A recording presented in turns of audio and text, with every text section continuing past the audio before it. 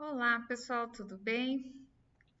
Bom, vamos fazer mais uma correção de lista, tá? Essa lista aqui, ela é para entregar apenas os alunos do período noturno, tá? Os alunos do integrado não receberam essa lista, mas se vocês quiserem fazer para treinar um pouco mais lógica de programação, fiquem à vontade para assistir o vídeo e fazer os exercícios. Qualquer dúvida também pode mandar e-mail para a gente ou vir tirar dúvida no horário de atendimento, tá bom?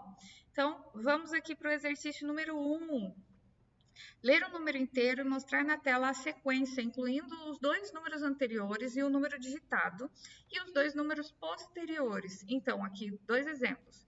Primeiro, se a pessoa digitou 5, o que precisa mostrar na saída? 3, 4, o 5, que é o que ela digitou, 6 e 7. Então, os dois números anteriores ao 5 e os dois números posteriores ao 5, certo? Aqui um outro exemplo com 10, só para vocês entenderem como que funciona. Esse exercício tem dois métodos da gente fazer. Tem a forma mais detalhada e uma forma mais direta.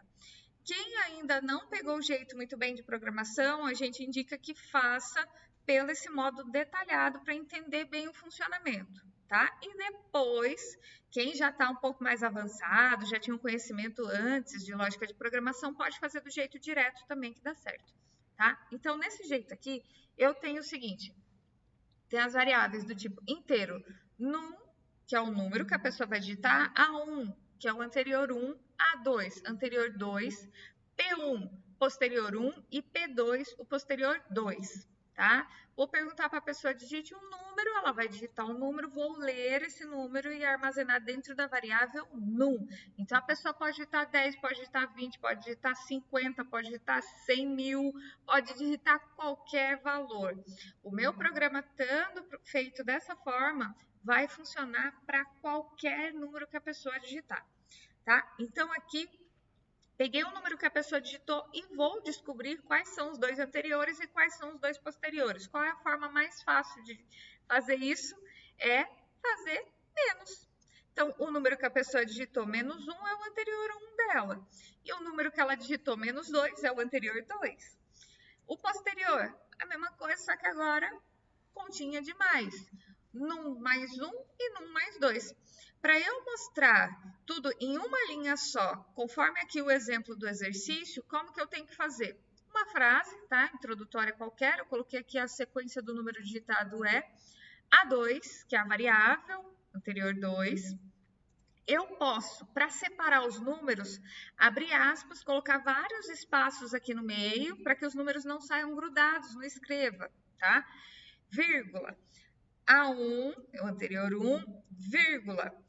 Outra forma de fazer essa separação, para os números não ficarem grudados, é usar o barra T. Vocês já estão acostumados a usar o barra N, né, para pular linha. E o barra T é de fazer tabulação, ou seja, criar espaçamentos maiores entre uma variável e a outra variável, entre uma palavra e outra palavra, tanto faz, tá? Então, eu posso usar ou dessa forma aqui, ou dessa forma aqui com o barra T. Mostrei também a variável num, vou mostrar a variável P1 e vou mostrar a variável P2, certo?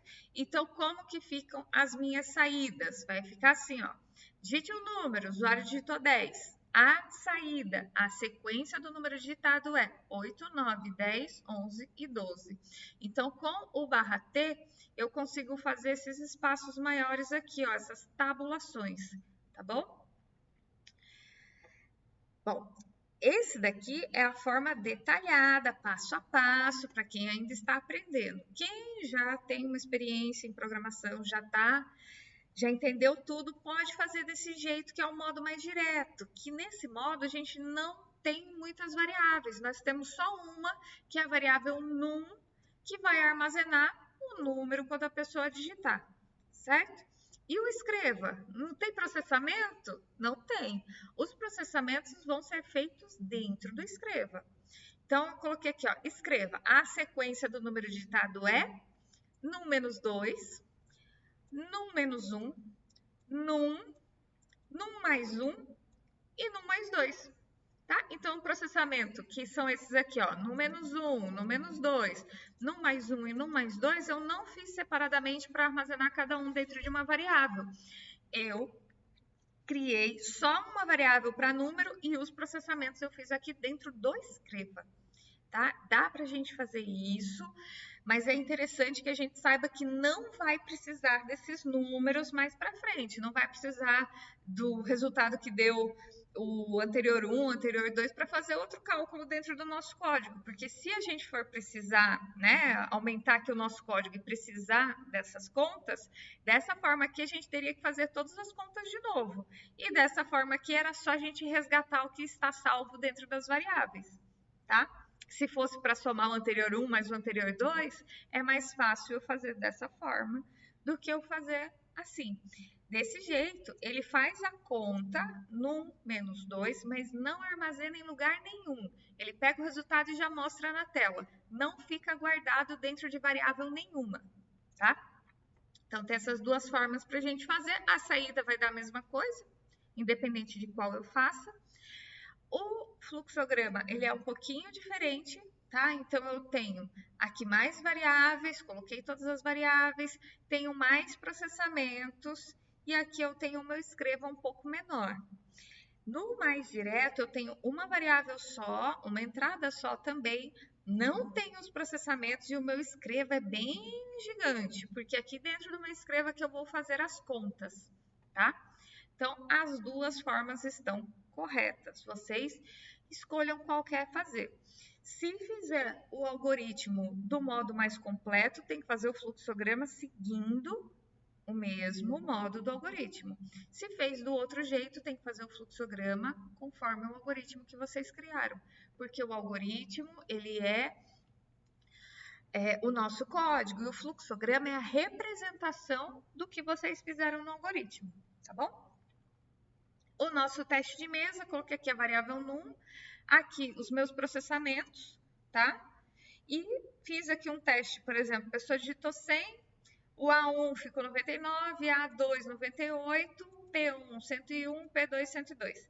E a saída ficou esta aqui, certo? Anterior 2, anterior 1, o número, posterior 1 e posterior 2. Se você fez dessa outra forma aqui, aí o teste de mesa também vai ser um pouquinho diferente, tá? Eu não fiz dessa segunda forma, mas seria a leitura do primeiro e na saída fazer as contas, tudo bem? Aí não teria essas colunas aqui para os processamentos. Número 2. Nós precisamos calcular a conversão monetária de real para dólar. O usuário deve informar o valor da cotação do dólar e quanto em real ele deseja converter.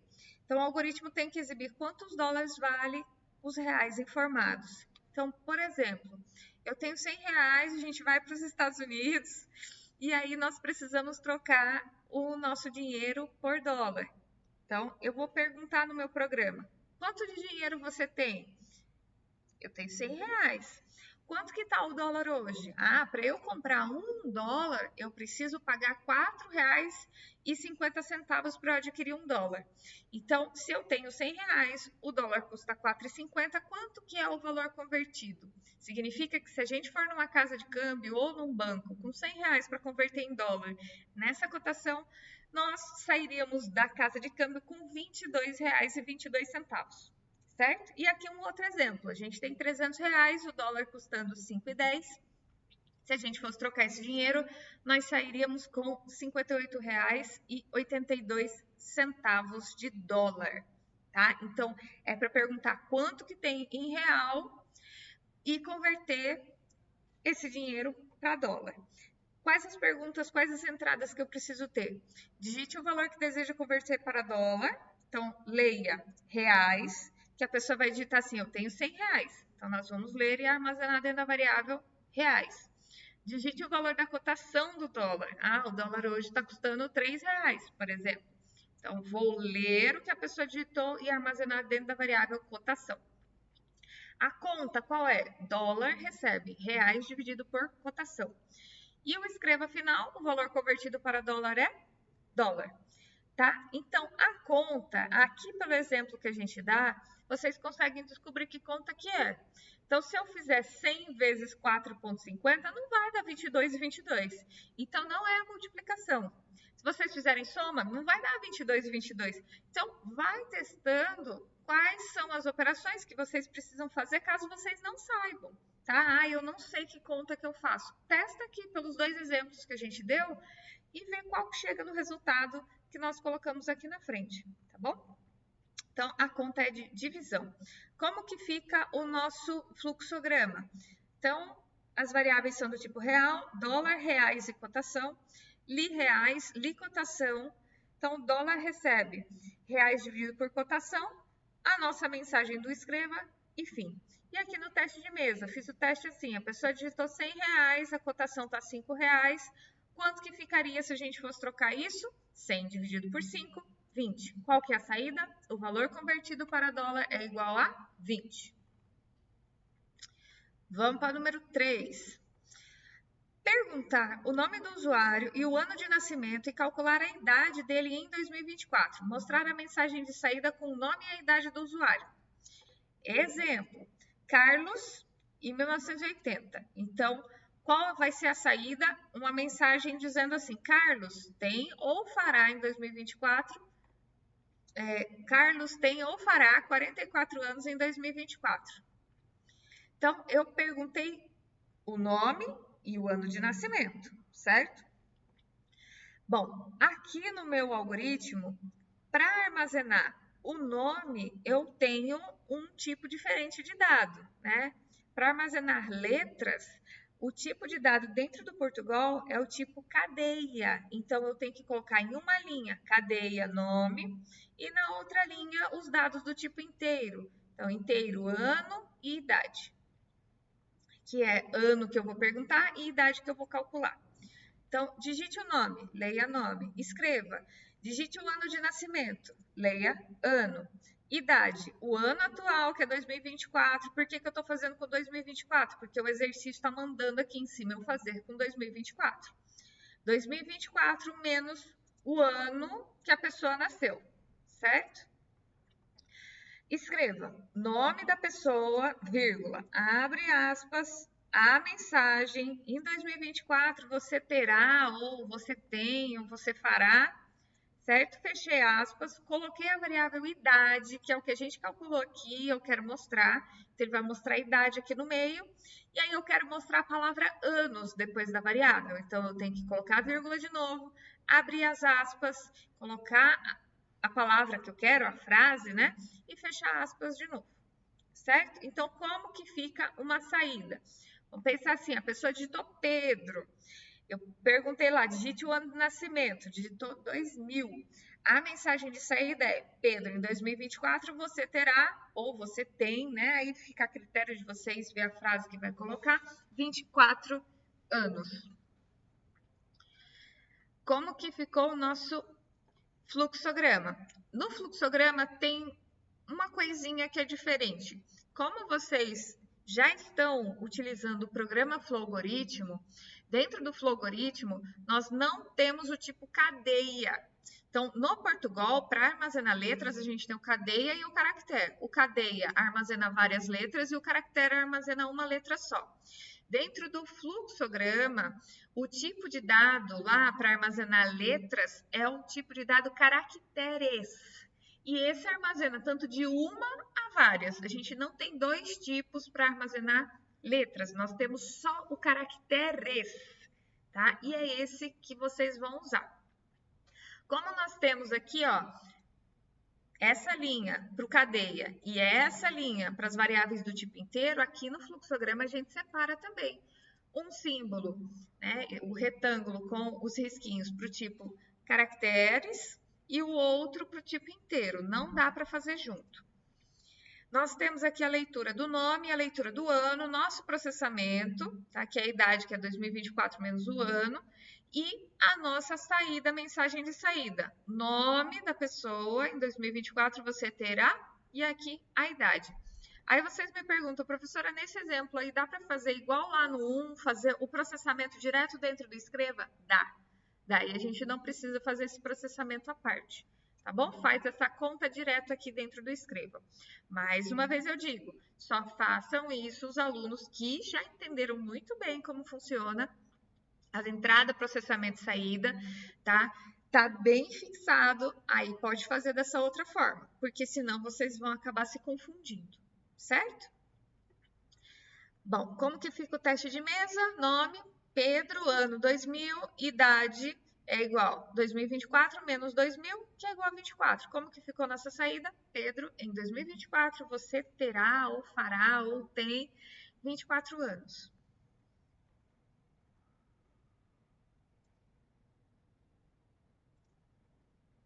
Então, vamos para número 4. Essa daqui é um pouquinho mais difícil, certo? Então, se vocês têm dúvida como que transforma, como que faz, pesquisa na internet, tá? Pesquisa no Google, pesquisa até mesmo no chat GPT para descobrir que cálculo que eu preciso fazer para converter tal coisa. Pode pesquisar, não tem problema. O mais importante aqui não é que vocês saibam a matemática do negócio, e sim que vocês saibam montar e pesquisar de forma correta como que a gente pode fazer um programa para que a pessoa consiga calcular o que o exercício está pedindo, tá bom? Então, esse exercício fala aqui, ó, ler um valor inteiro, então as variáveis precisam ser do tipo inteiro, correspondente à idade de uma pessoa em dias. Então, eu preciso perguntar a idade da pessoa em dias.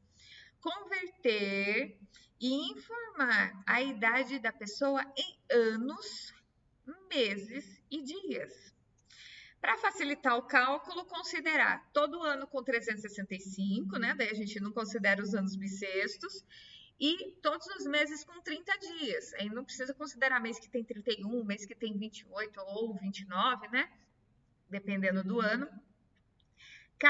Nos casos de teste, nunca haverá uma situação que permita 12 meses e alguns dias, como 360, 363, 364. Então, quando fechar um ano, a gente não fala mais que tem 12 meses, a gente vai falar que ele tem um ano, tá? E apenas o exercício com o objetivo de testar o raciocínio matemático simples de vocês. Então, quais são as entradas? Vou perguntar para a pessoa, qual a sua idade em dias? A pessoa colocou 400, tem 400 dias vividos. Eu vou transformar isso daqui em anos, mês e dia. Então, 400 dias vai dar um ano, um mês e 5 dias. 800, 2 anos, 2 meses e 10 dias. 30 vai dar 0 anos, 1 mês e 0 dias, tá? Esses daqui são os exemplos. Então, vocês podem ir fazendo as continhas de vocês, depois vai testando com esses valores para ver se chegam nos mesmos resultados. Então, como que ficaria o nosso programa?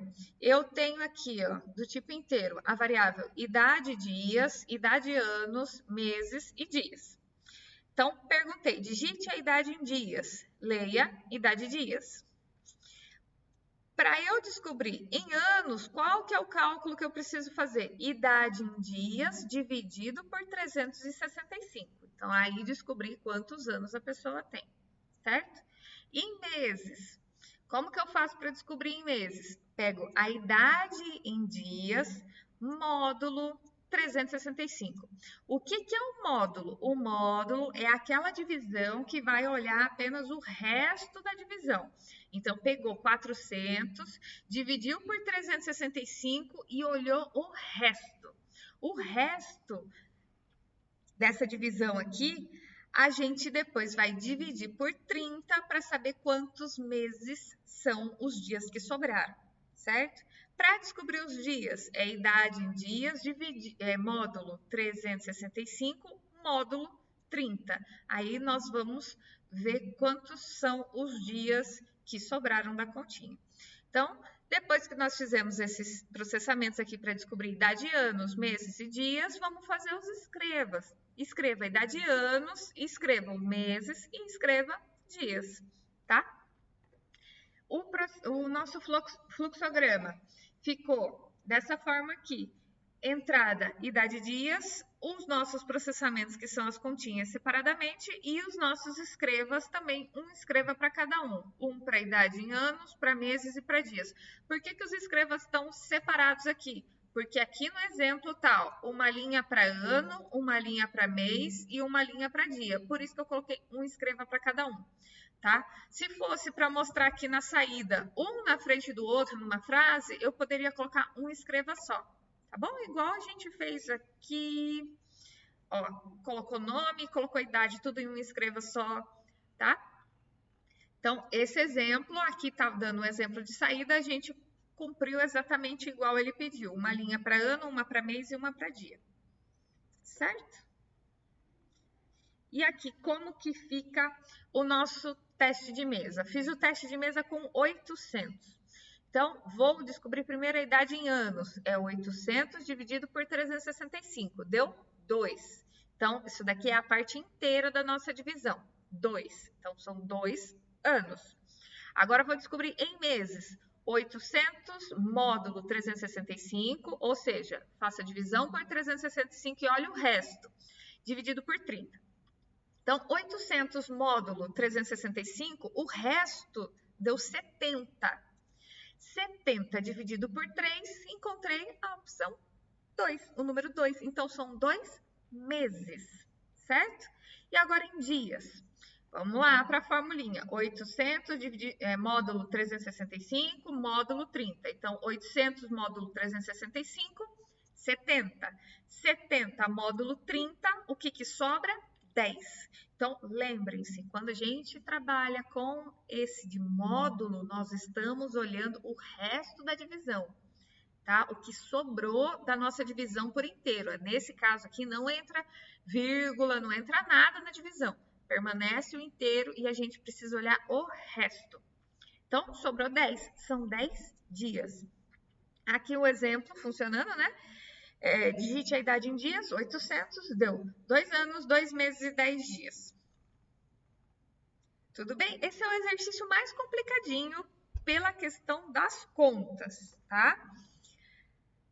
Aí, se a gente não sabe, tem que pesquisar para ver como que transforma, como que vê o que sobrou para transformar. Esse aqui é um exercício que realmente era para vocês pesquisarem para descobrir como que fazia esses cálculos, tá? Que não faz parte do nosso dia a dia, não é muito cotidiano. Então, é importante vocês, como programadores, também saberem pesquisar as coisas. Ah, eu não sei fazer a conta. Vai pesquisar. Porque nem sempre a gente vai saber como é que faz uma conta, às vezes, de porcentagem, uma conta um pouco mais complicada como essa daqui. Então, a gente precisa pesquisar para pegar a solução matemática e adaptar no nosso programa, tá? Vamos para o último exercício. Esse aqui não é tão difícil. O preço de um carro novo ao consumidor é o resultado da soma do custo de fábrica mais a porcentagem de lucro do distribuidor e mais os impostos calculados a partir do custo de fábrica. Então, eu tenho o custo de fábrica que eu preciso perguntar, tá, no meu programa. A partir do custo de fábrica, eu vou descobrir quanto é o lucro do distribuidor e eu vou fazer a continha também para descobrir quanto de imposto é que está sendo cobrado em cima desse produto. Então, aqui o exercício está falando, ó, levar em consideração que o percentual do distribuidor é 28%, então já está me dando o percentual, não vou precisar perguntar. E o percentual do imposto é 45%, também não vou precisar perguntar, posso usar esses números diretos no meu cálculo. Preciso ler o custo de fábrica do carro, calcular e mostrar o valor dos percentuais do distribuidor, dos impostos e também mostrar o valor final do carro para o consumidor. Então, exemplo de entrada. Qual que é a entrada? O que eu preciso perguntar? Qual é o custo de fábrica? Então, custo de fábrica, 20.500. Calculei e mostrei como saída. O valor do distribuidor é 5.740, o valor dos impostos 9.225 e o valor do carro para o consumidor é 35.465. Tá? Então, descobri o valor do distribuidor, mostrei. Descobri o valor dos impostos, né? Calculei, mostrei. E calculei o valor final para o distribuidor. O que é o valor final do distribuidor? Falou aqui, ó, que é o custo de fábrica mais os impostos e mais o distribuidor. Então, qual que é o valor final que uma pessoa vai pagar pelo carro? É o custo de fábrica mais o valor que o distribuidor pede mais os impostos, tá? Então, eu tenho uma variável que eu criei chamada fábrica, mas poderia ser custo. Tenho outra que eu criei chamada consumidor, distribuidor e impostos, tá? Então, primeiro, escreva, digite o preço de fábrica, leia, guardei na minha variável chamada fábrica, que é o preço de custo, tá? Poderia ser o nome que vocês quiserem da variável. Então, é a única coisa que eu vou perguntar para o usuário. Digite o preço de fábrica. Ele vai digitar e eu vou guardar. Vou descobrir quanto que é o preço que o distribuidor vai ganhar em cima disso daí. Então, o distribuidor recebe fábrica vezes 0,28. Então, aqui dizia para mim que é 28%. Então, eu posso colocar de duas formas aqui na minha conta. Ou eu coloco 0,28, que já é o resultado de 28 dividido por 100, ou eu coloco assim, fábrica vezes 28 dividido por 100. Daí também não vai fazer diferença, tá bom? Imposto, fábrica vezes 0,45, ou fábrica vezes 45 dividido por 100. Preço do consumidor é fábrica mais distribuidor mais imposto, tá? E no final mostrar os escrevas. Um escreva para mostrar quanto que o distribuidor vai levar, outro escreva para mostrar o imposto, o valor do imposto, e um outro escreva para mostrar o preço final para o consumidor. Então, como que ficaria o exemplo lá? Se a gente fosse fazer funcionar lá no Portugal. Digite o preço de fábrica, digitei 10.300. O valor do distribuidor, 2.884. Aqui deu uma dízima, então ele vai mostrar todos os valores, mas a gente não precisa levar em consideração todos.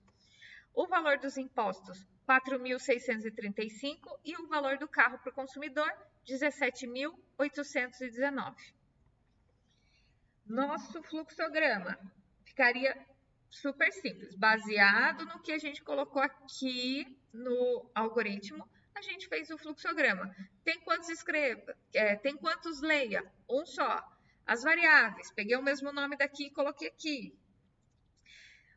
Quantos processamentos eu tenho? 3. Então, aqui tem 3 também. Um para distribuidor, um para imposto e um para consumidor. E quantos escrevas eu tenho? 3. Aqui também, os 3. Um para mostrar o valor de cada um. Tá? Meu teste de mesa.